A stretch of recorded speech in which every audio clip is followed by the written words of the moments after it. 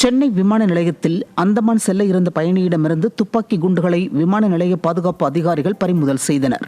அந்தமானை சேர்ந்த பீட்டர் என்பவரின் உடைமைகளை சோதனை செய்தபோது அவரது சூட்கேஸில் 7 துப்பாக்கி குண்டுகள் துருப்பிடித்த நிலையில் இருந்தது கண்டுபிடிக்கப்பட்டது. அவற்றை பறிமுதல் செய்த அதிகாரிகள் அவரது பயணத்தையும் ரத்து செய்தனர்.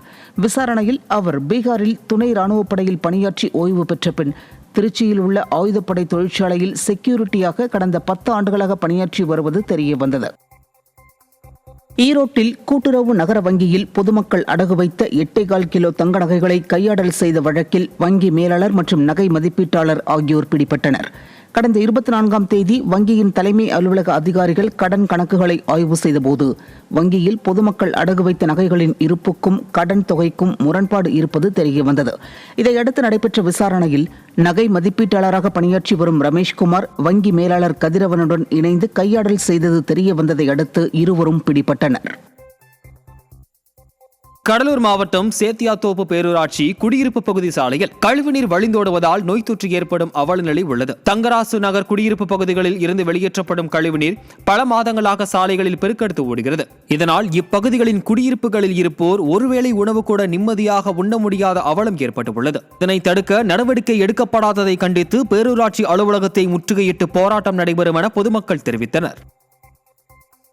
சிவகங்கை மாவட்டம் காளையார் கோவிலில் மருது சகோதரர்களின் குரு பூஜை விழாவுக்கு வந்த இளைஞர்கள் வாகனங்களின் மேலே நடனமாடி அட்ராசிட்டி செய்ததை வேடிக்கை பார்த்தபடி ஸ்டாலின் மாடல் அரசின் ஏவல் துறை நின்றது சர்ச்சையை ஏற்படுத்தியுள்ளது. இளைஞர்கள் மின்கம்பிகள் செல்வதை கண்டு கொள்ளாமல் நடனமாடியும் வெடிகளை வெடித்தும் கலர் புகைகளை வெளியேற்றியும் அடாவடியில் ஈடுபட்டனர்.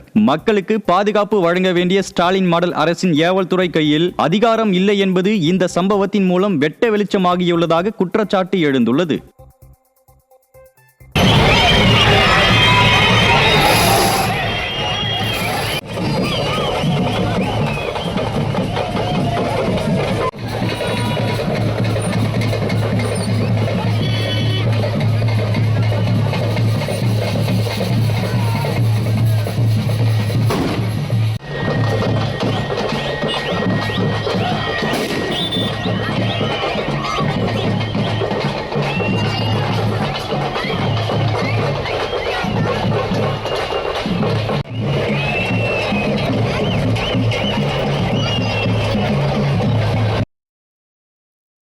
கரூரில் வீட்டில் இருந்து வெளியேறி ஒரு வாரமாகி திரும்பாத சிறுவனை கண்டுபிடித்து தருமாறு சிறுவனின் அத்தை ஆட்சியரிடம் மனு அளித்தார். தான் தோன்றி மலையில் வசிக்கும் நாகலட்சுமி என்பவர் 13 வயது சிறுவன் கார்த்திகேயனை தனது வீட்டில் தங்க வைத்து பள்ளியில் 8ஆம் வகுப்பு படிக்க வைத்திருந்த நிலையில் 5 நாட்களுக்கு முன்பு வீட்டு உண்டியலில் இருந்து 1500 ரூபாயை எடுத்துக்கொண்டு காணாமல் போனதாக தெரிகிறது.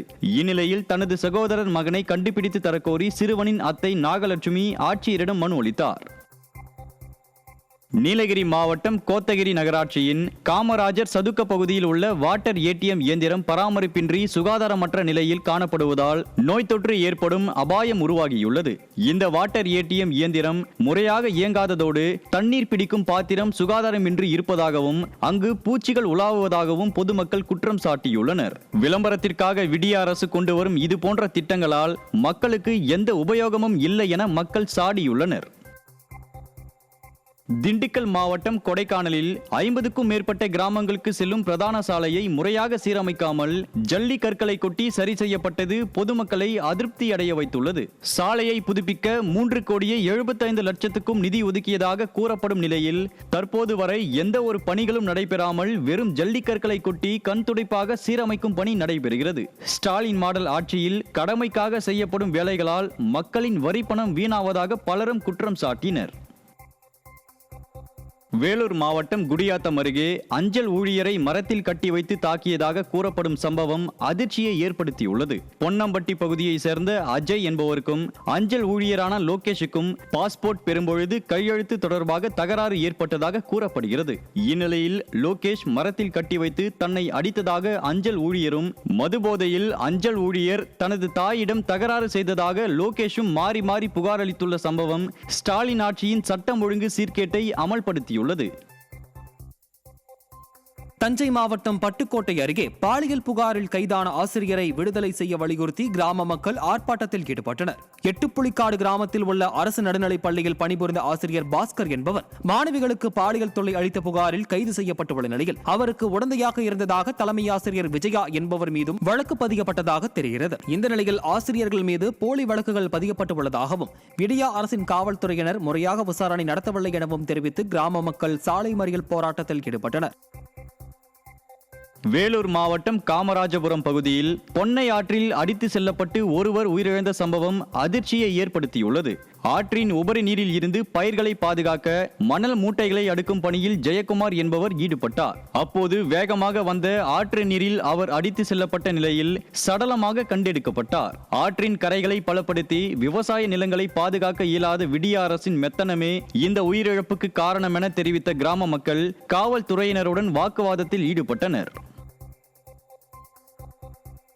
கன்னியாகுமரி மாவட்டம் நாகர்கோவில் மாநகராட்சி பகுதிகளுக்கு குடிநீர் ஆதாரமாக உள்ள முக்கூடல் அணை நிரம்பியது. கடந்த மாதம் -டிகிரியில் வறண்டு கிடந்த அணையானது தற்போது பெய்த மழையினால் முழுமையாக நிரம்பியது. இதனால் 25 அடி கொள்ளளவு கொண்ட அணையின் நீர்மட்டம் 24.50 அடியை எட்டியதால் பொதுமக்கள் மகிழ்ச்சி அடைந்தனர். முக்கூடல் அணை நிரம்பியதை தொடர்ந்து ஸ்டாலின் மாடல் அரசு தண்ணீரை தட்டுப்பாடின்றி வழங்க வேண்டும் என மக்கள் வலியுறுத்தினர்.